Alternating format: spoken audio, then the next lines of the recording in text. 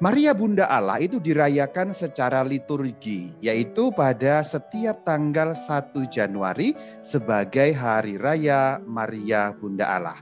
Maka setiap kita membuka tahun baru, 1 Januari kan selalu tahun baru ya.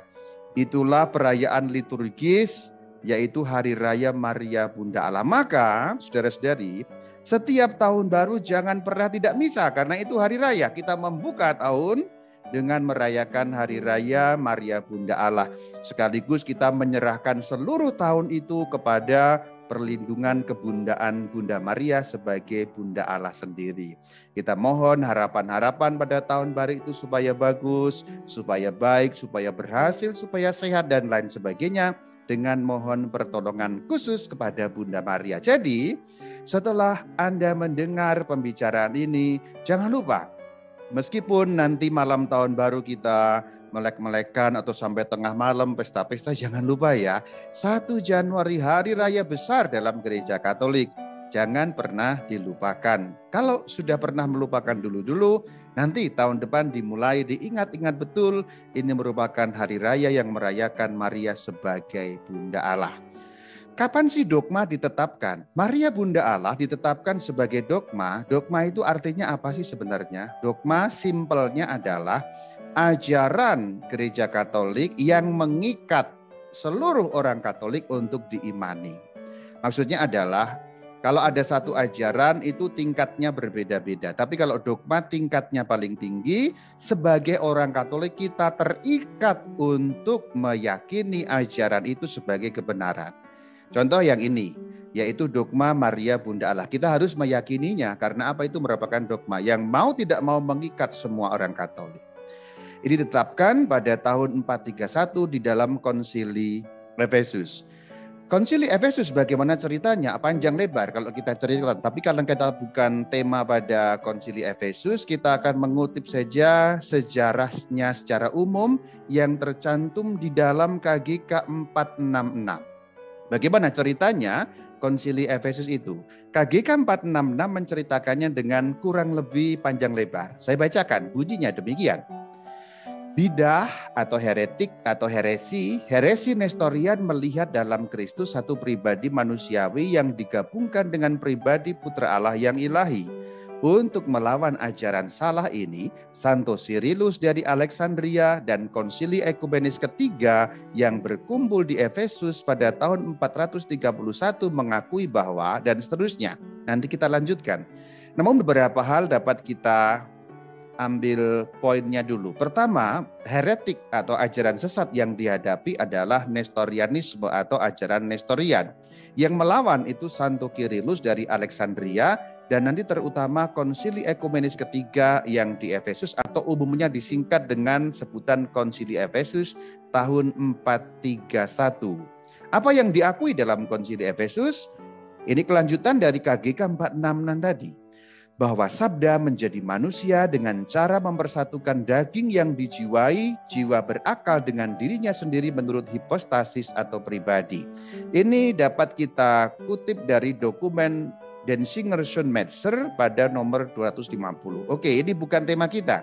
Ini mengenai Konsili Efesus, mengenai perdebatan mengenai pribadi Kristus, juga perbantahan dengan heresi Nestorian. Kita tinggalkan, tidak terlalu penting. Ini sejarahnya saja, karena nanti akan sampai kepada dogma Maria sebagai Bunda Allah. Kelanjutannya, kodrat manusiawi Kristus tidak memiliki subjek lain kecuali pribadi ilahi Putra Allah yang menerimanya dan sudah menjadikannya miliknya pada waktu ia dikandung. Oke, ini sulit kalimatnya karena kalimat teologis, kalimat yang merupakan inti atau keputusan dari Konsili Efesus. Juga bukan tema kita singkirkan karena tema kita adalah mengenai Bunda Maria. Karena itu, konsili yang sama, nah barulah ini kita baru lihat mengenai Bunda Maria. Konsili yang sama yang dimaksud adalah apa? Yang dikutip pada bagian depan, yaitu Konsili Efesus pada tahun 431. Itu yang dimaksud. Karena itu konsili yang sama, yaitu Konsili Efesus pada tahun 431 mengumumkan artinya menyampaikan ajaran resmi gereja. Bahwa apa? Bahwa Maria, karena ia mengandung Putra Allah dalam rahimnya, benar-benar menjadi yang melahirkan Allah. Nah, baru ini nyangkut dengan tema kita mengenai ada apa dengan Maria, khususnya mengenai dogma Maria Bunda Allah. Perhatikan, Konsili Efesus 4:31 menyatakan Maria itu benar-benar mengandung putra Allah sehingga ia menjadi benar-benar yang melahirkan Allah. Lihat kalimat atau kata terakhir yang saya cetak dengan warna kuning. Artinya Maria yang melahirkan Allah. Ini satu istilah. Nanti akan kita bahas lebih rinci apa maksudnya Maria yang melahirkan Allah. Sekarang lanjutannya dulu KGK 466. Benar-benar menjadi yang melahirkan Allah bukan karena kodrat sabda atau dengan lebih tepat kealahannya menerima awal keberadaannya dari perawan yang kudus, melainkan karena tubuh yang kudus yang dijiwai dengan jiwa yang berakal budi dilahirkan dari dia. Dengan tubuh itu sabda mempersatukan diri menurut hipostasis pribadi, dan karena itu dikatakan tentang dia, maksudnya tentang Kristus, bahwa Kristus dilahirkan menurut daging. Dapat dikutip dari dokumen Don Singer-Son Metzger 251. Oke, ini mungkin akan membuat kita, apa itu? Enggak penting. Ya, ini bagian ini enggak penting, kita lewatkan. Yang paling penting yang tadi sudah saya garis kuning, yaitu bagian ini. Maria yang melahirkan Allah. Itu kita kutip dari KGK 466. Disinilah Gereja Katolik menyatakan mengenai dogma Maria Bunda Allah. Bukan dinyatakan dalam KGK, tetapi KGK mengutip keputusan Konsili Efesus tahun 431. Perhatikan, Maria yang melahirkan Allah. Ini satu istilah yang akan kita bahas. Apa sih maksudnya Maria melahirkan Allah? Maria kan manusia, kok melahirkan Allah itu maksudnya bagaimana sih? Kok membingungkan dogma ini? Bunda Allah berarti yang melahirkan Allah, apa artinya? Untuk mengetahui apa maknanya, kita akan membuka CCE 466. Apa sih CCE itu? CCE itu Katekismus Gereja Katolik juga. Hanya kalau KGK itu dalam bahasa Indonesia, KGK, Katekismus Gereja Katolik. Itu terjemahan dalam bahasa Indonesia. Kalau CCE, itu katekismus di dalam teks asli bahasa Latin. Katekismus Katolike Ecclesiae, CCE disingkat. Kita buka pada nomor yang ke-466, nomor yang sama. Jadi tadi sudah saya kutip bahasa Indonesianya, sekarang saya akan kutipkan teks aslinya. Kalau kita mengacu pada teks aslinya, nanti akan gampang apa yang dimaksudkan dengan yang melahirkan Allah. Yuk sekarang kita baca. Concilium Epesinum anno, saya lupa 431 itu Latinnya apa, sudah lama tidak menghitung angka dalam bahasa Latin. Quadragesinta saya lupa ya. Concilium Epesinum anno 431 proclamavit Mariam per conceptionem humanam filii Dei in sinus verissime factam esse matrem Dei param. Oke, yang lain nggak terlalu penting. Sekarang langsung pada bagian paling bawah yang dicetak dengan warna kuning, Matrem Dei dan Dei Param. Perhatikan, Matrem Dei dari kata Mater Dei. Dei Param itu dari dua kata Dei dan Para. Kata dalam bahasa Latin Dei Para itu menerjemahkan teks asli dalam bahasa Yunani. Kita tahu Konsili Efesus teks aslinya ditulis dalam bahasa Yunani. Tapi karena Gereja Katolik Roma berbahasa Latin, maka teks dalam bahasa Yunani itu diterjemahkan ke dalam bahasa Latin. Dari kata Theotokos, perhatikan di layar, Dei Para itu sama dengan bahasa Yunani Theotokos. Jadi kalau saudara-saudari nanti pernah membaca yang namanya Theotokos, itu yang dimaksud Dei Para atau yang melahirkan Allah, atau harafiahnya yang melahirkan Allah, atau terjemahan bebasnya Bunda Allah. Jadi Theotokos itu maksudnya Bunda Allah. Kalau nanti pernah mendengar Maria Sang Theotokos, itu maksudnya Maria Bunda Allah. Atau dalam bahasa Latin Maria Dei Para, itu maksudnya juga Maria Bunda Allah, meskipun ada terjemahan lain yaitu Mater Dei. Dan juga Theotokos juga punya terjemahan yang lain. Maka yang melahirkan Allah itu maksudnya Bunda Allah. Dei Para dalam bahasa Latin, atau juga ada istilah lain Mater Dei. Dei Para harafiahnya yang melahirkan Allah, atau dalam lebih lebih literal lagi yang membawa Allah. Tetapi memang gelar yang lebih umum itu Mater Dei. Contoh di dalam doa Salam Maria. Salam Maria penuh rahmat Tuhan sertamu dan seterusnya. Santa Maria Bunda Allah. Nah itu ya, Santa Maria Bunda Allah. Terjemahan bahasa Indonesianya kan bunyinya begitu. Santa Maria Bunda Allah, kalau kita bunyikan dalam teks Latin, Sancta Maria Mater Dei. Nah, lihat bagian atas, Dei Para itu juga dapat diartikan sebagai Mater Dei, artinya Bunda Allah.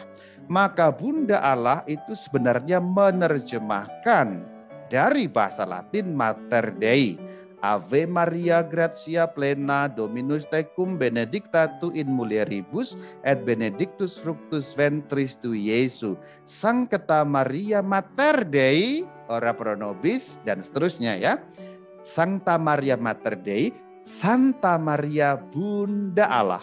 Itu akarnya dari bahasa Latin Mater Dei yang sebenarnya menerjemahkan dari bahasa Yunani. Lihat bagian bawah, yaitu Mitir tu Theou, yang artinya juga Bunda Allah.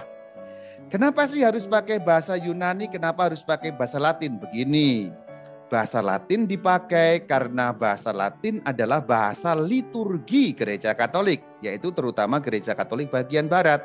Semua teks misa kita aslinya bahasa Latin, maka kita harus juga tahu teks Latinnya Dei Para Mater Dei. Kenapa sih harus bahasa Yunani? Bahasa Yunani adalah bahasa untuk menulis kitab-kitab perjanjian baru. Kitab Injil, kisah para rasul, surat-surat dan seterusnya.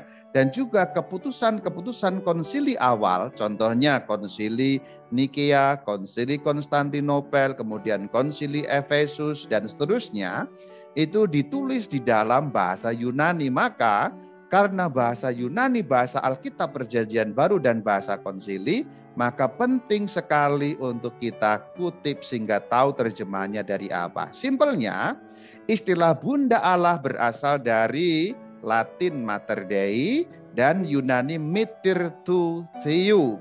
Itulah kenapa di dalam setiap ikon selalu ada tulisan Mitir tu Theou. Itu singkatan yang selalu dituliskan di dalam ikon-ikon. Perhatikan bagian atas yang ada lingkaran warna merah itu. Kalau Anda pernah memiliki ikon seperti ini atau pernah melihat ikon seperti ini, di bagian atas gambar Bunda Maria selalu ada tulisan seperti huruf M dan huruf P. Seperti huruf O dicoret dan seperti huruf Y. Itu bukan huruf Latin ya. Itu huruf Yunani yang merupakan singkatan dari Mitir tu Theou. Yang sebelah kiri itu Mitir, yang sebelah kanan itu Theou. Mitir itu artinya bunda atau ibu, Theou itu artinya dari kata Theos, artinya Allah, jadi Bunda Allah.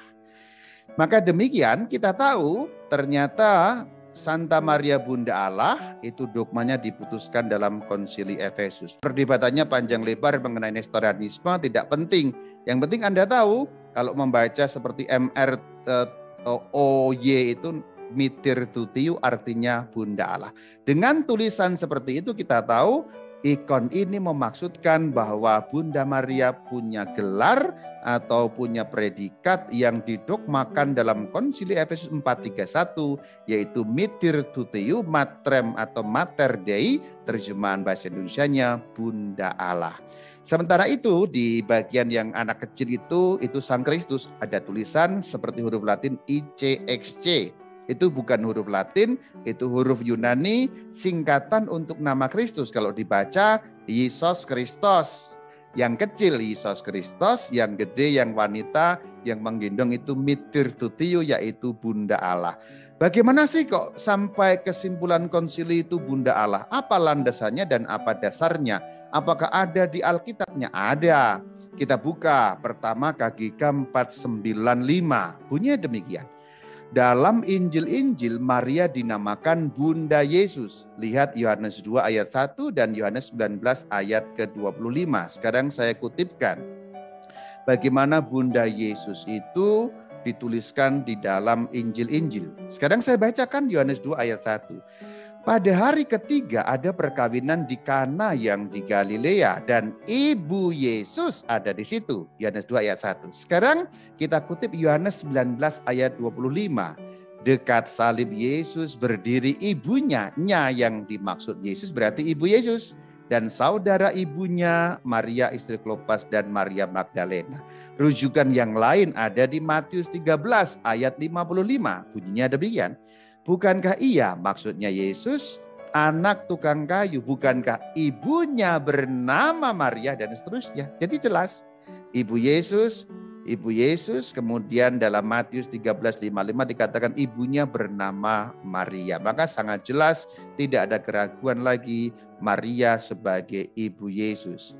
Kalau Maria disebut ibu Yesus, maka kita harus mencari tahu siapa sejatinya Yesus. Yesus adalah yang disebutkan dalam Injil Yohanes 1 ayat 14 yang bunyinya et verbum caro factum est et habitavit in nobis, yang artinya firman itu telah menjadi manusia dan tinggal di antara kita. Itu kita kutip dari Injil Yohanes 1 ayat yang ke-14. Untuk melihat lebih dalam siapa yang dimaksud firman itu, kita harus membuka maju atau mundur, justru bukan maju dalam arti ke depan, tapi mundur ke Yohanes 1 ayat 1 yang bunyinya in principio erat verbum et verbum erat apudium et deus erat verbum, yang artinya pada mulanya ada firman. Firman itu bersama-sama dengan Allah dan firman itu adalah Allah. Perhatikan, firman itu adalah Allah. Perhatikan yang bagian atas, Yohanes 1 ayat 1, firman itu adalah Allah. Kemudian nyambung kepada Yohanes 1 ayat 14, firman itu, maksudnya firman itu yang mana? Yang disebut dalam Yohanes 1 ayat 1, yang adalah Allah tadi, telah menjadi manusia. Itulah Yesus Kristus. Yesus Kristus adalah firman yang telah menjadi manusia dan firman itu adalah Allah. Karena Yesus Kristus firman, maka Yesus Kristus Allah. Jadi kalau kita mengatakan Yesus adalah Allah, tidak boleh lompat, harus ada penjelasannya. Penjelasan yang paling mudah dan paling simpel untuk memahami siapa sejatinya Yesus Kristus adalah Yohanes 1 ayat 1 nyambung dengan Yohanes 1 ayat 14. Lihat ayat 14, firman itu telah menjadi manusia. Lihat ayat 1, firman itu adalah Allah. Jadi firman yang adalah Allah itu telah menjadi manusia. Itulah Yesus Kristus. Untuk memperdalam mengenai tema Tritunggal, khususnya mengenai Yesus, aku tidak bahas di sini karena bukan tema kita. Nanti kamu bisa meluncur ke channel yang saya kelola, yaitu Katkit, Katekese Sedikit. Boleh klik dengan kata kunci Katkit Tritunggal, langsung muncul. Khususnya pada bagian yang ketiga dengan judul mengupas dogma Tritunggal part yang ketiga. Itu khusus mengenai Yesus Kristus dibahas dengan panjang lebar. Jadi Yesus adalah Sang Firman yang menjadi manusia. Firman itu bersama-sama dengan Allah dan firman itu adalah Allah. Karena firman itu adalah Allah, maka Yesus adalah Allah. Jadi itu yang benar cara menalarnya. Jadi bukan langsung tiba-tiba Yesus adalah Allah. Kalau Yesus langsung adalah Allah, kita bingung. Tapi kalau nalarnya diikuti, maka tidak akan menjadi bingung. Oke, karena Yesus adalah Allah, kita sudah sampai kesimpulan di sini ya. Karena Yesus adalah Allah, seperti yang kita sudah lihat di Yohanes 1 ayat 1, nyambung ke Yohanes 1 ayat 14 tadi. Maka mengatakan Bunda Yesus sama dengan Bunda Allah. Kenapa? Karena Yesus adalah Allah. Maka perkataan Bunda Yesus atau Ibu Yesus berarti ibunya Allah. Ibunya Yesus adalah ibunya Allah. Kenapa? Karena Yesus adalah Allah. Perhatikan di sini. Jadi ketika Bunda Maria diberi gelar Bunda Allah, itu maksudnya Bunda Yesus yang adalah Allah. Ingat, KGK 487 di bagian depan tadi. Semua yang diajarkan tentang Bunda Maria itu nyangkut urusan dengan iman tentang Yesus Kristus. Jadi mengatakan Maria Bunda Allah itu sama dengan mengakui kealahan Yesus Kristus. Justru karena kita percaya Yesus adalah Allah, maka kita mengatakan Maria Bunda Yesus yang adalah Allah, maka Maria Bunda Allah. Jadi gelar Bunda Allah bukan untuk meninggikan Maria sesungguhnya. Bukan untuk mendewa-dewakan Maria, bukan untuk mengunggul-unggulkan Maria seakan-akan melebihi Yesus, tidak. Ini tidak seperti tuduhan-tuduhan dari orang-orang di luar sana. Kenapa gelarnya Bunda Allah? Berarti itu mengagung-agungkan Maria melebihi Yesus? Bukan. Justru istilah atau ajaran atau predikat atau sebutan Maria Bunda Allah pengakuan tentang kealahan Yesus.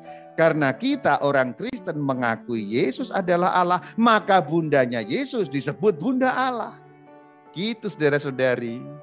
Ceritanya begitu. Jadi selalu nyambung. Dan ingat KGK 487 tadi. Iman tentang Bunda Maria tidak pernah bicara mengenai Bunda Maria sendiri. Tapi bicara mengenai Yesus Kristus Tuhan. Mengakar tapi juga menjelaskan. Clear ya? Lanjut dalam KGK 495. Oleh dorongan Roh Kudus, maka sebelum kelahiran putranya ia sudah dihormati sebagai Bunda Tuhanku. Bunda Tuhan, Bunda Allah. Ada ayatnya di Alkitab. Untuk orang yang suka mata ayatan, ku berikan Lukas 1:43. Et unde hoc mihi ut veniat mater Domini mei ad me, yang artinya siapakah aku ini sampai ibu Tuhanku datang mengunjungi aku. Mater Domini mei, ibu Tuhan. Ibu Tuhan, ibunya Yesus, ibunya Yesus, ibunya Allah. Bunda Yesus, Bunda Allah, Bunda Tuhan, Bunda Allah. Itu saudara. Jadi mengatakan Maria Bunda Allah mengakui keilahian Yesus Kristus. Lanjut, masih KGK 495. Gereja mengakui bahwa Maria dengan sesungguhnya Bunda Allah. Theotokos yang melahirkan Allah. Perhatikan, Bunda Allah, Yunaninya Theotokos, Latinnya tadi Dei Para, harafiahnya yang melahirkan Allah. Atau diterjemahkan Bunda Allah, Latinnya Mater Dei, kemudian Yunaninya Mater Theou. Gitu ya. Ini kita sudah bahas tadi ya. Maria Bunda Allah itu berarti yang melahirkan Allah, yaitu Yesus atau Firman yang menjadi manusia, Sang Theotokos atau Dei Para. Saya pribadi suka menyebut Bunda Maria Sang Theotokos. Dalam omongan sehari-hari saya sering mengatakan Bunda Maria sebagai Sang Theotokos. Memang kalau di dalam istilah bahasa Indonesia agak asing. Orang Indonesia jarang-jarang dengar kata Yunani Theotokos ini. Tapi saya sering mengungkapkannya supaya juga orang kenal akar-akar iman kita. Mengimani sesuatu itu bagus dalam bahasa asli, supaya kita ngerti, meskipun kita nggak ngerti bahasa aslinya, tetap kita doa dan sebagainya dalam bahasa Indonesia. Tapi bagus juga kalau kita lacak dalam bahasa asli Latin, kita lacak dalam bahasa asli Yunani, sehingga kita juga paham akar-akar iman kita. Ini sudah jelas ya mengenai Maria Bunda Allah. Sekali lagi, mengatakan Maria Bunda Allah berarti mengakui kealahan Yesus Kristus. Kalau kita mengakui Yesus Kristus adalah Allah, konsekuensinya menyebut Maria Bunda Allah. Karena Yesus adalah Allah. Kalau kita menolak menyebut Maria Bunda Allah, seakan-akan kita menolak mengakui Yesus adalah Allah. Logisnya kan begitu. Yuk coba dinalar. Kalau orang menolak mengatakan Maria Bunda Allah, Maria kan bundanya Yesus. Yesus kan Allah. Maka kalau orang menolak mengatakan Maria Bunda Allah, itu dia seperti menolak mengakui Yesus adalah Allah. Itu logisnya begitu. Konsekuensi nalarnya itu seperti itu sebenarnya saudara-saudari. Itu mengingatkan kita di bagian depan tadi, apapun ajaran mengenai Maria, itulah ajaran mengenai Yesus Kristus. Meskipun seakan-akan kita meninggikan Maria dengan gelar Bunda Allah, tapi itu bukan meninggikan Maria sekali lagi, itu mengagungkan Yesus dan pengakuan iman tentang Yesus yang adalah Allah. Kalau kita pahami seperti ini dan diuraikan seperti ini, gelar-gelar Bunda Maria tidak pernah untuk diri Maria sendiri, tapi selalu menunjuk pada junjungan kita Yesus Kristus. Haleluya, saudara. Betapa indahnya iman Katolik. Cuman seringkali kita nggak selalu bisa memahami dengan lebih dalam, sehingga kalaupun ada tuduhan-tuduhan, kadang orang Katolik pun juga bingung. Tapi kalau sudah mulai dikupas seperti ini, kita paham apa maksudnya ajaran seperti ini.